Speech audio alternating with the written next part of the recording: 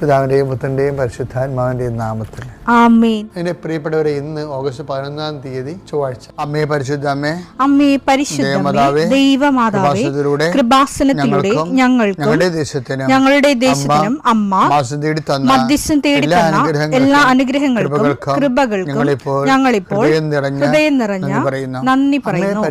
അമ്മേ പരിശുദ്ധമേ, ദൈവമാതാവേ, 2004 ഡിസംബർ 7-ാം തീയതി ഉച്ചകഴിഞ്ഞ് 2:30 കൃപാസനത്തിൽ സംഭവിച്ച അമ്മയുടെ പ്രത്യക്ഷപ്പെടലിനെക്കുറിച്ച് തിരുസഭയ്ക്ക് സമർപ്പിച്ചിരിക്കുന്ന പഠനരേഖകളുടെ മേൽ സഭാത്മകമായ പഠനം ആരംഭിക്കുവാൻ ഞങ്ങൾ പ്രാർത്ഥിക്കുന്നു. അമ്മേ പരിശുദ്ധമേ, ഭൂസ്വർലോകങ്ങളുടെ രാജ്ഞിയായ അങ്ങേയ്ക്ക് ഭൗമസംരക്ഷണത്തിനായി പ്രപഞ്ചപ്രകൃതിയെ തന്നെ തിരുസഭ പ്രതിഷ്ഠിക്കുവാൻ ഈ പ്രത്യക്ഷീകരണം വഴി ഇടയാക്കണമേ. പരിശുദ്ധമേ, ജപമാല മാതാവേ, സകല പ്രാർത്ഥനയോടും ചേർത്ത് ഞങ്ങളിപ്പോൾ പ്രാർത്ഥിക്കുന്ന ഈ കുടുംബത്തിന്റെ പ്രത്യേക നിയോഗം പറ മക്കളെ.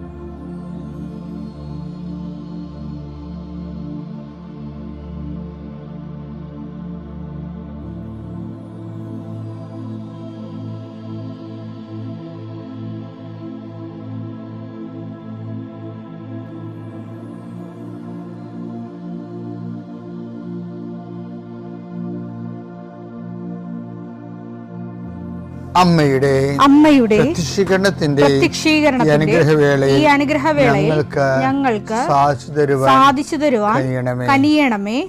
ആമേൻ. വിശ്വാസ പ്രമാണം.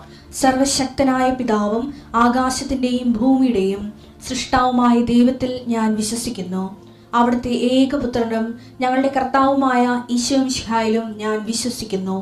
ഈ പുത്രൻ പരിശുദ്ധാത്മാവിനാൽ ഗർഭസ്ഥനായി കന്യകാമറിയത്തിൽ നിന്ന് പിറന്ന് പൊന്തിയോസ് പീലാത്തോസിന്റെ കാലത്ത് പീഡകൾ സഹിച്ച് കുരിശിൽ തറയ്ക്കപ്പെട്ട് മരിച്ച് അടക്കപ്പെട്ട് പാതാളങ്ങളിൽ ഇറങ്ങി മരിച്ചവരുടെ ഇടയിൽ നിന്ന് 3-ാം നാൾ ഉയർത്ത് സ്വർഗത്തിലേക്ക് എഴുന്നള്ളി സർവശക്തിയുള്ള പിതാവായ ദൈവത്തിന്റെ വലതുഭാഗത്തിരിക്കുന്നു. അവിടെ നിന്ന് ജീവിക്കുന്നവരെയും മരിച്ചവരെയും വിധിക്കുവാൻ വരുമെന്നും ഞാൻ വിശ്വസിക്കുന്നു. പരിശുദ്ധാത്മാവിലും ഞാൻ വിശ്വസിക്കുന്നു. വിശുദ്ധ കത്തോലിക്കാ സഭയിലും പുണ്യവാന്മാരുടെ ഐക്യത്തിലും പാപങ്ങളുടെ മോചനത്തിലും ശരീരത്തിന്റെ ഉയർപ്പിലും നിത്യമായ ജീവിതത്തിലും ഞാൻ വിശ്വസിക്കുന്നു. ആമേൻ. സുഖസ്ഥനായ ഞങ്ങളുടെ പിതാവേ, അങ്ങയുടെ നാമം പൂജിതമാകണമേ. അങ്ങയുടെ രാജ്യം വരണമേ. അങ്ങയുടെ തിരുമനസ് സ്വർഗത്തിലെ പോലെ ഭൂമിയിലും ആകണമേ. അന്നു വേണ്ടുന്ന ആഹാരം ഇന്ന് ഞങ്ങൾക്ക് തരണമേ. ഞങ്ങളോട് തെറ്റ് ചെയ്യുന്നവരോട് ഞങ്ങൾ ക്ഷമിക്കുന്നത് പോലെ ഞങ്ങളുടെ തെറ്റുകൾ ഞങ്ങളോടും ക്ഷമിക്കണമേ. ഞങ്ങളെ പ്രലോഭനത്തിൽ ഉൾപ്പെടുത്തരുതേ, തിന്മയിൽ ഞങ്ങൾ രക്ഷിക്കണമേ. ആമേൻ. നന്മ നിറഞ്ഞ മറിയമേ, സ്വസ്തി. കർത്താവ് അങ്ങയുടെ കൂടെ സ്ത്രീകളിൽ അങ്ങ് അനുഗ്രഹിക്കപ്പെട്ടവളാകുന്നു. അങ്ങയുടെ ഉദരത്തിൻ ഫലമായി ഈശോ അനുഗ്രഹിക്കപ്പെട്ടവനാകുന്നു. പരിശുദ്ധ മറിയമേ, തമ്പുരാന്റെ അമ്മേ, പാപികളായ ഞങ്ങൾക്ക് വേണ്ടി ഇപ്പോഴും ഞങ്ങളുടെ മരണസമയത്തും തമ്പുരാനോട് അപേക്ഷിക്കണമേ. ആമേൻ. കർത്താവേ, നിന്റെ ഉന്നതമായ നാമത്തിന് സ്തോത്രം ചെയ്യുന്നു. കർത്താവേ, നിന്റെ വിശുദ്ധ പൗരോഹിത്യത്തെ മഹത്വപ്പെടുത്തണമേ.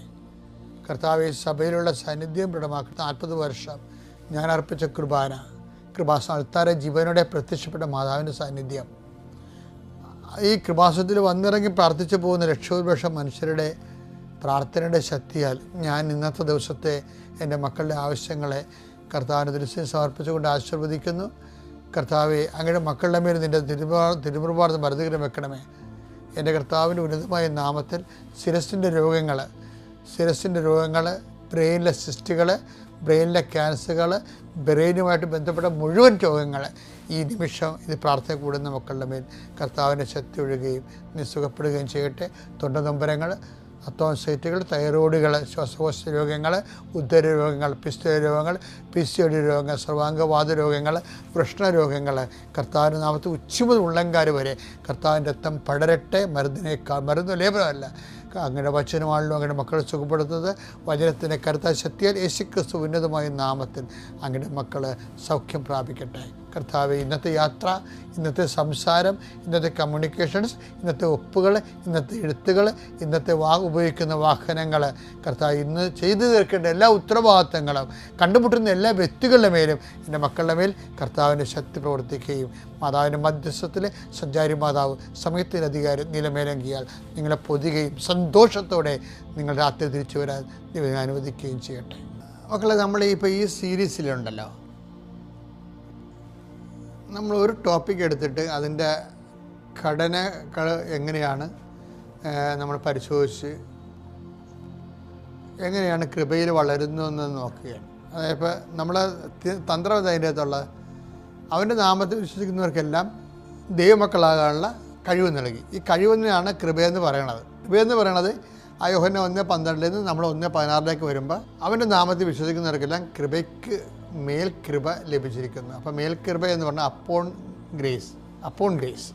ഈ അതീത കൃപ നമുക്ക് ലഭിക്കുന്നതിന് വേണ്ടി നമുക്കെന്താ വേണ്ടത്? ഫെയ്ത്ത് അപ്പോൺ ഫെയ്ത്ത് വേണമെന്ന് പറഞ്ഞായിരുന്നു. ഫെയ്ത്ത് അപ്പോൺ ഫെയ്ത്തിൻ്റെ വൺ സ്റ്റെപ്പാണ് ഇന്നലെ നമ്മൾ കണ്ടത്. ദൈവം സൈലൻസ് ആയിരിക്കുമ്പോൾ നമ്മൾ സിൻസിയർ ആയിരിക്കണം. When God is silence we must tune to the sincerity. അത് നമ്മൾ സത്യസന്ധമായിട്ടാണ് വിഷയം. അപ്പോൾ ചില ആൾക്കാർക്ക് എന്താ സംഭവിക്കണമെന്ന് വെച്ചാൽ ദൈവം സൈലൻസ് ആകണമെങ്കിൽ പിന്നെ ഇവർ ഉഴപ്പാൻ തുടങ്ങും. അപ്പോൾ അവർ ദൈവമക്കളല്ലല്ലോ. ഞാൻ പ്രാർത്ഥിച്ചിട്ട് ഉത്തരവൊന്നും കിട്ടണില്ല, അതുകൊണ്ട് ഞാൻ എഴുന്നേക്കണ താമസിക്കും, പിന്നെ അതൊരു സേവനം കുറക്കും, പ്രവർത്തനം കുറക്കും, ഉഴപ്പാൻ തുടങ്ങും സൈലൻസ് ആകുമ്പോൾ. ഇങ്ങനെയുള്ള ആൾക്കാർ ഉഴപ്പി പോകണമെന്ന് തന്നെയാണ് ദൈവം ഉദ്ദേശിക്കുന്നത്. അതാണ് കർത്താവ് സൈലൻസ് ആകണം. ഇനി രണ്ടാമത്തെ സെക്ഷനിൽ വരുമ്പോൾ ഫെയ്ത്ത് അപ്പോൺ ഫെയ്ത്ത് എന്ന് പറയുമ്പോൾ ഈ കാനൻകാരിയുടെ പെർസിവറൻസ് ഭയങ്കരമാണ്. അവൾ ആ ഉദ്യമത്തിൽ നിന്ന് മാറുന്നില്ല. എന്നാൽ അവൻ ഒരു വാക്ക് പോലും ഉത്തരം പറഞ്ഞില്ല. ശിഷ്യന്മാർ അവനോട് അഭ്യർത്ഥിച്ചു, അവളെ പറഞ്ഞയച്ചാലും അവൾ നമ്മളുടെ പിന്നാലെ വന്ന് നിലവിളിക്കുന്നു. അതെന്താ പ്രശ്നം വെച്ച് കഴിഞ്ഞാൽ ഇവള് ശിഷ്യന്മാരുടെ അടുത്ത് ഒരു മധ്യസ്ഥ പ്രാർത്ഥന പോലെ പറഞ്ഞില്ലെങ്കിലും കണ്ണ് കാണിച്ച് കളയും. ഒന്ന് പറയാ എനിക്ക് വേണ്ടി പറയാൻ ആരുമില്ല, എനിക്ക് കർത്താവിനെ പരിചയമില്ല. അപ്പം കർത്താവിനെ പരിചയമില്ലാഞ്ഞിട്ട് പോലും ഇവള് കർത്താവിൻ്റെ കരുണയിൽ ഭയങ്കര വിശ്വാസമാണ്. ചില ആൾക്കാർ രക്ഷപ്പെടുന്നത് അങ്ങനെയാണ്. കർത്താവിനെക്കുറിച്ചൊന്നും അറിയത്തില്ല, പക്ഷെ ഒരു കാര്യം അറിയാം, കർത്താവ് കരുണയുള്ളവനാണെന്ന്. ക്രിസ്തുവിനെക്കുറിച്ച് എന്താണ് അടിസ്ഥാനപരമായിട്ട് അറിയേണ്ടതെന്ന് വെച്ചാൽ ദൈവത്തെക്കുറിച്ച് അറിയേണ്ടത് വെച്ചാൽ ദൈവം കരുണയുള്ളവനാണെന്ന് തന്നെയാണ് അറിയേണ്ടത്. അതുകൊണ്ട് ഇവൾ വിട്ടുപോരാൻ തയ്യാറല്ല. ദൈന്യതയോട് പത്രോസിനെ കണ്ണു കാണിച്ച് പറയും, എനിക്ക് വേണ്ടി ഒന്ന് സപ്പോർട്ട് ചെയ്യുക എന്ന് പറയും. അവിടെ പത്രോസ് മുന്നോട്ട് വന്നിട്ട് അവളോട് ഇതൊന്നും നടക്കത്തില്ലെന്ന് അറിയത്തില്ല, പക്ഷെ പത്രോസിനും കർത്താവ് ഇവളെ കൈവിടത്തില്ല എന്നുള്ള ഒരു ഫെൽറ്റ് നോളജുണ്ട്. കർത്താവിൻ്റെ കൂടെ കുറേ നാളായില്ലേ നടക്കുന്നത്. അപ്പോൾ കർത്താവ് നടക്കുമ്പോൾ ഇവളെ ഇപ്പം മിണ്ടിയില്ലെങ്കിലും ഇവളെ കൈവിട്ട് കളയുമെന്നുള്ള കുറിച്ച് പത്രോസ് ചിന്തിക്കണില്ല. പത്രോസ് ചിലപ്പോൾ ഞാൻ പറയുമ്പോൾ കർത്താവ് ചിലപ്പോൾ കേട്ടെന്ന് വരും. കർത്താവിൻ്റെ മൈൻഡ് സെറ്റ് അതാണെന്ന് അറിയാവുന്നത് കൊണ്ട് പറയും, നമ്മുടെ കൂടെ ഇവള് കരഞ്ഞുകൊണ്ട് വരണമല്ലോ, ഇവളെ ഒന്ന് ഡിസ്പേഴ്സ് ചെയ്യാൻ പാടില്ല എന്ന് ചോദിക്കും. അപ്പം അതിന് പത്രോസ് പറയേണ്ടവർ പറയുമ്പോൾ റെസ്പോണ്ട് ഉണ്ടാവില്ല. പത്രോസോടും ഉണ്ടായിരിക്കേണ്ട കാര്യമില്ല. അത് ഈ മധ്യസ്ഥ പ്രാർത്ഥന നമ്മൾ ഗുണമായാലും ദോഷമായാലും മധ്യസ്ഥത്തിന് ദൈവം മറുപടി പറയും. അതാണ് വിഷയം. ചിലപ്പോൾ അത് ഗുണമായിരിക്കും, അത് നമ്മുടെ കയ്യിരിപ്പ് പോലെ ഇരിക്കും. പക്ഷേ മധ്യസ്ഥൻ ഒരു വിഷയം പറഞ്ഞാൽ അതിപ്പോൾ സിസ്റ്റർ സെബസ്ത്യാനോസും അന്തോനിസായാലും ആരും കുഴപ്പമില്ല.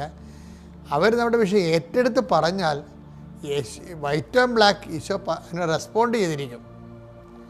ഈശോയുടെ റെസ്പോണ്ട് എന്ന് വെച്ച് കഴിഞ്ഞാൽ ഒരു ബ്ലാക്ക് റെസ്പോൺസാണ് പറയുന്നത്. അവൻ മറുപടി പറഞ്ഞു, ഇസ്രായേൽ ഭവനത്തിലെ നഷ്ടപ്പെട്ട ആടുകളുടെ അടുത്തേക്ക് മാത്രമാണ്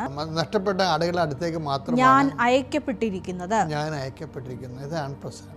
ദൈവത്തോടൊക്കെ ഇൻട്രാക്ട് ചെയ്യണമെങ്കിൽ കുറച്ച് ക്ലെയിമൊക്കെ ഉണ്ടാകണമേ, അത് പ്രധാനപ്പെട്ടതാണ്. അപ്പോൾ ഹി ഹാസ് നോ ക്ലെയിം. അവർക്കല്ല വചനം കൊടുത്തിരിക്കുന്നത്. വചനം യഹൂദനെയാണ് കൊടുത്തിരിക്കുന്നത്. അവനാണ് തിരഞ്ഞെടുക്കപ്പെട്ട ജനം. അവനാണ് മരുഭൂമിയിലുള്ള എല്ലാ പരീക്ഷകളും അതിജീവിച്ചവന് വാഗ്ദാന നാട് പ്രാപിച്ചവൻ. സോ അവനല്ല ഇത്. ഇവർക്ക് ദൈവമായിട്ട് ബന്ധമില്ല. കുറേ അന്ധവിശ്വാസങ്ങൾ ആകത്തുകയാണ്. I don't want to respond it. വളരെ നിശ്ചിതമായ രീതിയിൽ പറയുകയാണ്. അപ്പോഴേ അവൾക്ക് മനസ്സിലാവും തനിക്ക് ക്ലെയിം ഇല്ലെന്ന്. ക്ലെയിം ഇല്ലെന്ന് മനസ്സിലായിട്ട് പിന്നെയും ഇവൾ എന്നാ വിട്ടു പോകണ്ടേ? പോകത്തില്ല. അതാണ് കാനംകാരി. Faith upon faith. കർത്താവിൻ്റെ കരുണയുടെ വാതിൽ പെട്ടെന്ന് ഷട്ട് ഡൗൺ ആകും. എന്താ പറയണത്? നിയമപരമായിട്ട് എനിക്ക് അവകാശമില്ല. ഞാൻ അയക്കപ്പെട്ടിരിക്കുന്നത് ഇസ്രായേൽ വംശത്തിലെ നഷ്ടപ്പെട്ടു പോയ ആടുകളുടെ അടുക്കത്തേക്കാണ്. ആ ടെക്നിക്കലായിട്ട് അത് ശരിയാണ്, നിയമപരമായിട്ട് ശരിയാണ്. ആളുകളുടെ അടുത്തേക്കുമാണ്, അതാണ് ശരി. പക്ഷെ എന്നാലും ഈശോ സ്റ്റാൻഡ് എടുക്കുകയാണ്.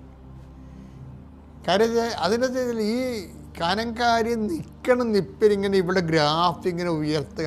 അവൾ തന്നെ ദൈവം സഹായിക്കണില്ല. അവളാ കൂടാതെ ആരും സഹായിക്കണില്ല. നമ്മുടെ വിശ്വാസത്തെ ഉയർത്തേണ്ടത് നമ്മൾ തന്നെയാണ്. അതാണ് ഏറ്റവും വലിയ വിശ്വാസം.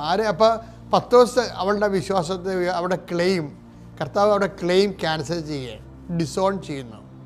U have no claim. ദേ പൈതലേ, ചില സമയത്ത് ഇപ്പം നിൻ്റെ ഭർത്താവ് ഇപ്പോൾ കഴിഞ്ഞ ദിവസങ്ങളിൽ ഒരു ചേട്ടത്തി വന്ന് എന്നെ പറ്റിച്ച്.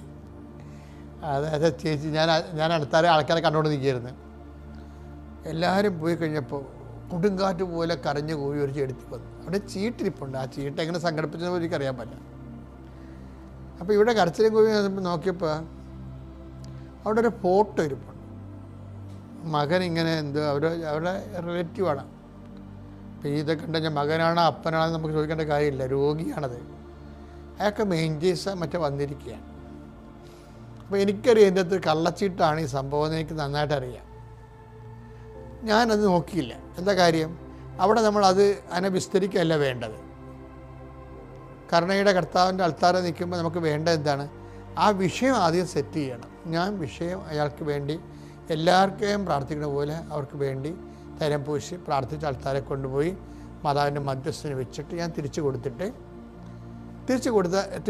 അവിടെ ഉടമ്പടി പേപ്പർ എടുത്തപ്പോൾ എന്താ സംഭവിച്ചിരിക്കുന്നത്?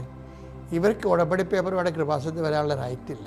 അത് 24 ഒക്ടോബർ മാസത്തിൽ ഉടമ്പടിയാണ്. ഇന്ന് വരെ ആ സാധനം തുറന്നു നോക്കിയിട്ടില്ല.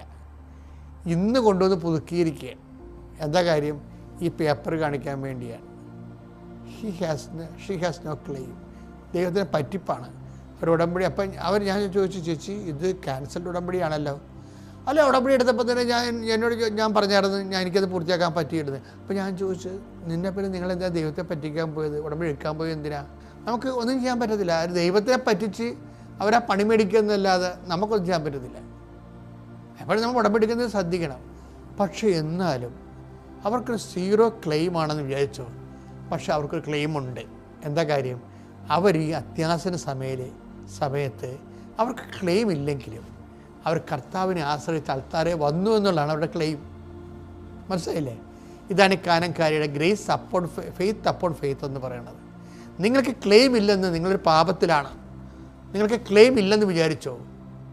എന്നാലും നിങ്ങൾ കുർബാന കൂടിയിട്ട് ദിവസങ്ങളായി പ്രത്യേക സാഹചര്യപ്പെട്ട് കിടപ്പിലാണെന്ന് വിചാരിച്ചോ? എന്നാലും നിങ്ങൾക്ക് ക്ലെയിമുണ്ട്. എന്താ കാര്യം? കർത്താവിൻ്റെ കരുണയുടെ വാതിൽ നിങ്ങൾക്ക് വേണ്ടി ഏത് സമയത്തും തുറക്കപ്പെടാമെന്ന് അവൻ നമുക്ക് വാഗ്ദാനം തന്നിട്ടുണ്ട്. അത് ക്ലെയിമാണ്. അപ്പം ഫെയ്ത്ത് അപ്പോൺ ഫെയ്ത്തിൽ നമുക്ക് 0 ക്ലെയിമാണ്. നമുക്ക് അവകാശവാദങ്ങളില്ലെങ്കിലും നിങ്ങൾ കർത്താവിൽ ആശ്രയിക്കണം. പിതാവിൻ്റെയും പുത്രൻ്റെയും പരിശുദ്ധ നാമത്തിൽ.